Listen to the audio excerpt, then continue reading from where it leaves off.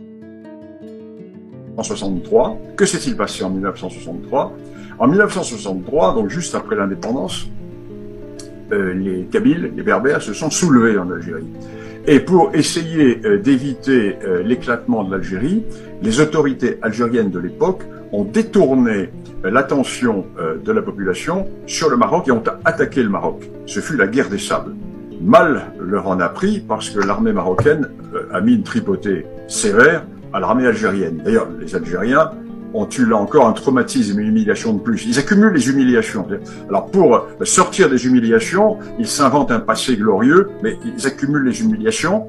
Et le risque serait qu'aujourd'hui, l'Algérie, qui est surarmée, tente, pour détourner l'attention et les querelles internes, les divisions internes, et pour masquer son immense échec, enfin, l'immense échec de ses dirigeants, tente une opération de déstabilisation du côté du Maroc.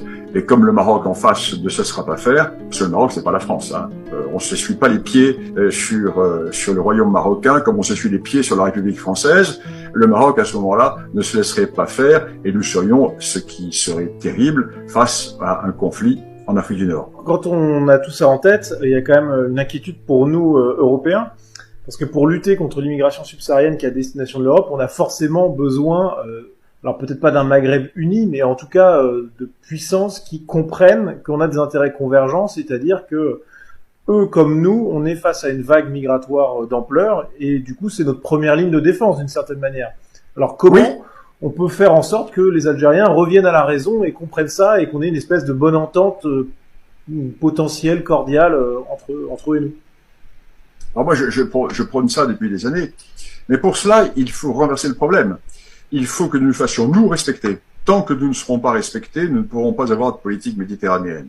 Il faut nous faire respecter, mais très fermement. L'Algérie est un pays avec lequel il ne peut y avoir que des rapports de force pour le moment. Des rapports de force pour le moment, tant que l'Algérie n'aura pas fait son introspection. Tant que le système algérien n'aura pas décidé de regarder son histoire en face. Tant que l'Algérie continuera à vivre sur une fausse histoire et sur une rente mémorielle qui est une rente complètement artificielle, on ne pourra rien faire avec. Avec quelqu'un qui refuse de voir la réalité, l'on ne peut pas discuter. Les Algériens prétendent qu'ils vivent dans un monde carré, alors que nous sommes dans un monde rond. À partir de ce moment-là, il n'est pas possible d'avoir un point commun. Quand les Algériens auront enfin admis qu'il y a des réalités historiques qui doivent être prises en compte, alors à ce moment-là, si tout de même nous avons encore nous une volonté d'exister, mais ce n'est pas évident, nous pourrons avoir des rapports tout à fait normaux, tout à fait amicaux, et j'allais même dire fraternels.